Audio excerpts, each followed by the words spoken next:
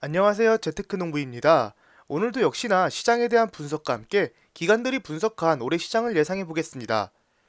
또한 러시아 우크라이나의 매출 비중이 높아 큰 피해가 예상되는 기업들도 함께 알아보겠습니다. 그럼 바로 시작하겠습니다. 구독과 좋아요 부탁드립니다. 해당 영상은 개인적인 의견일 뿐 참고만 부탁드립니다. 이제 이 정도 하락은 아무렇지 않은 것 같습니다. 나스닥은 1.59% 하락하며 고점 대비 16.6% 하락했습니다. 어제 하락은 지금과 별반 다르지 않은 이슈입니다. 러시아 전쟁 이슈가 계속 심해지고 있는 것이죠. 하지만 어제 특이한 점이 있다면 보시다시피 유가가 100달러를 넘으며 급등한 점인데요. 코로나 때 20년 5월 원유 선물 가격을 보면 마이너스까지 빠진 것을 볼 수 있습니다. 보통 선물 거래는 보증금이 있어 보증금이 어느 정도 내려가면 자동 청산이 되는데 저 때는 장 시작하자마자 마이너스까지 내려가서 자동 청산이 되지 않았습니다. 그래서 빚이 생긴 투자자들이 그 당시에 많았습니다. 선물 거래는 정말 위험하니 조심하셔야 합니다. 어쨌든 현재 러시아 전쟁이 계속 심해지면서 원유 수급에 대한 불안감이 계속 커지고 있습니다. 석유 수입국 모임인 국제에너지기구는 11년 만에 유가 안정을 위해 비상 비축유 6천만 배럴을 풀기로 발표했습니다. 러시아는 세계 3위의 석유 생산국이자 2위 수출국으로 하루에 약 500만 배럴의 원유를 전 세계에 공급하고 있습니다. 세계 석유 수요는 하루에 1억 배럴에 달합니다. 젠사키 미국 백악관 대변인은 시장 상황을 지켜보면서 필요할 경우 추가 방출을 검토하기로 합의했다고 강조했습니다. 원유가 이렇게 오르면 또 다른 문제가 발생합니다.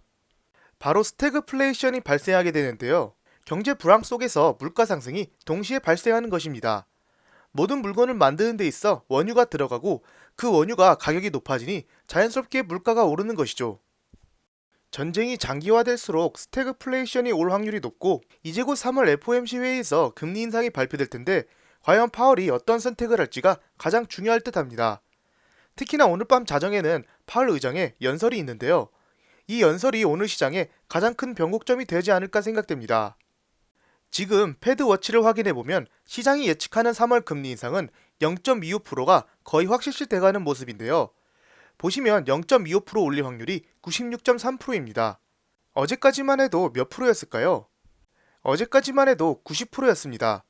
즉 0.5% 올릴 확률이 어제는 10%였지만 오늘은 4% 가까이 떨어진 것이죠.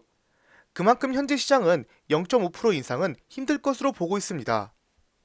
어쨌든 현재 계속 전쟁이 심해지면서 여러가지 악재들이 쏟아져 나오고 있습니다. 그렇다면 앞으로 이 전쟁이 어떻게 될 것인지, 또한 현재 기관들은 어떻게 투자하고 있는지 알아보겠습니다. 먼저 JP모건에서는 러시아에 대해서 투자 불가 선언을 했는데요. 러시아 자산의 가치 하락이 심각한 상황에서 절대 매입하지 말라고 경고했습니다. 이미 많은 제재로 인해 투자할 수 없는 상황이며 러시아의 경제가 심각하고 장기간에 걸쳐 급락할 수 있는 위험에 처해 있다고 JP모건은 분석했습니다. 이런 상황에서 상당히 위험한 투자를 하시는 분들이 계실 텐데요. 러시아 ETF에 투자하시는 분들이 많아지고 있습니다. 보시다시피 결국 전쟁은 끝날 것이므로 러시아 ETF에 투자하시는 분들이 많아 보이는데요. 현재 가격 자체에 프리미엄까지 껴있어 제대로 된 값에 거래 자체가 불가능합니다. 러시아 ETF 중 2배 레버리지 상품이 있는데 최근에 그걸 투자하신 분들도 많았습니다. 하지만 결국 상장 폐지가 결정됐습니다. 물론 전쟁이 쉽게 끝났다면 충분히 큰 상승을 볼 수 있겠지만 그런 리스크를 감안하고 투자하는 것보다 차라리 빅테크를 투자하는 게 멘탈 관리에도 좋고 장기적으로 큰 수익을 줄 것이라 생각합니다. 월가의 주식정보업체 에버코어는 러시아 전쟁이 금방 끝나지 않을 것으로 분석했는데요. 군사 분석가들은 러시아가 초기 점령을 실패한 이후 푸틴이 어떻게든 목표를 달성하기 위해 수단과 방법을 가리지 않을 것으로 분석했습니다. 그렇게 되면 에너지까지 제재하게 되고 전 세계 경제가 더욱 위험해질 것으로 분석했습니다. 하지만 에버코어는 예전부터 하락장을 외친 기관이기도 했습니다. S&P가 3,800까지 갈 수 있다고 분석했으나 아직 3,800까지 하락하지 않았습니다.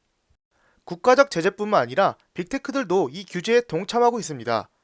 러시아에서는 애플 아이폰을 사지도 못할 뿐만 아니라 구글, 페이스북, 트위터도 제재를 가하고 있습니다. 또한 TSMC, 인텔, AMD도 러시아 반도체 수출을 중단했습니다. 그렇다면 러시아의 판매 비중이 높은 회사들은 큰 타격을 받을 수도 있다고 생각합니다. 어떤 회사들이 큰 타격을 입을까요? 먼저 전기차 회사인 테슬라를 한번 알아보겠습니다. 먼저 러시아의 전기자동차 시장은 전 세계 점유율 0.1%에도 미치지 못하며 보시다시피 2020년에 687대만 팔렸습니다. 단위가 1000대, 만대도 아닌 687대입니다. 오른쪽에 보시면 그래도 테슬라 모델 3와 모델 X가 많이 팔렸는데 두 개가 합쳐서 200대 정도 되는 듯합니다. 결국 러시아 제재로 인해 테슬라가 손해볼 확률은 거의 없다고 보입니다. 그렇기에 일론 머스크가 우크라이나에 스타링크를 바로 동작하게 해주지 않았나 개인적으로 생각됩니다.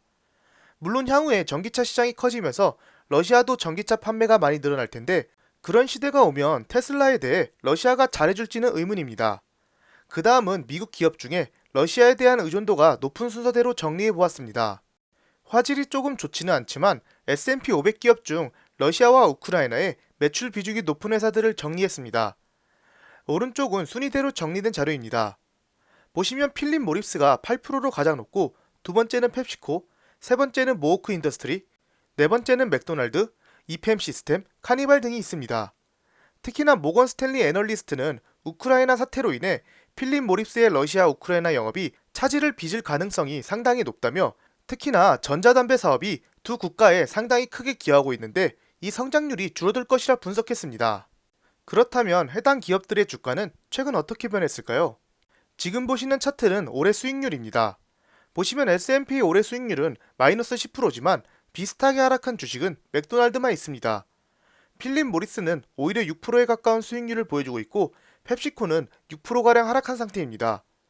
전체 매출에서 필립 모리스만 8%지 나머지는 대부분 4% 부근이기 때문에 주가에 큰 영향이 가지 않을 것 같습니다.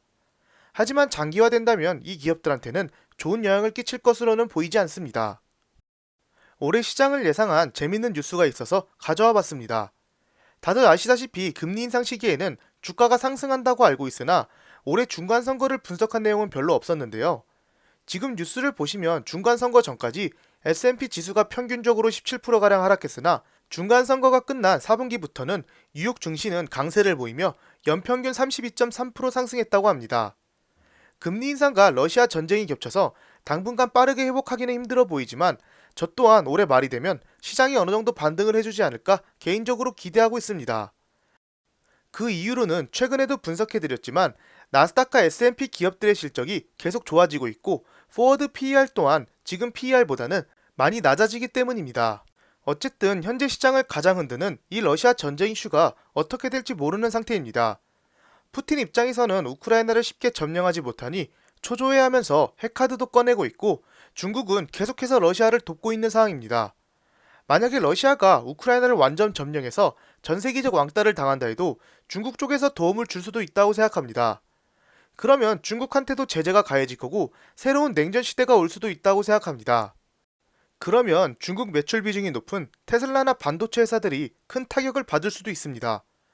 또한 애플이나 나이키도 큰 피해를 입을 확률이 높습니다. 어쨌든 바이든 입장에서는 이번 전쟁에서 쉽게 물러날 수가 없는 게 지금 여기서 물러서게 되면 중국이 대만을 향해 똑같이 행동할 수 있기 때문입니다. 또한 북한도 있기 때문에 만약 러시아군이 철수한다 해도 쉽게 제재를 풀지 않을 것으로 생각됩니다. 중국과 북한한테 경고를 해야 하기 때문이죠. 과연 러시아가 앞으로 얼마나 버틸지 모르지만 빨리 전쟁이 끝나고 평화를 되찾았으면 좋겠습니다. 오늘도 즐거운 밤 보내세요. 감사합니다. 절대 투자 추천 영상이 아닌 개인적인 의견이니 참고만 부탁드립니다. 지금까지 제 영상을 봐주셔서 감사합니다. 구독과 좋아요 부탁드립니다.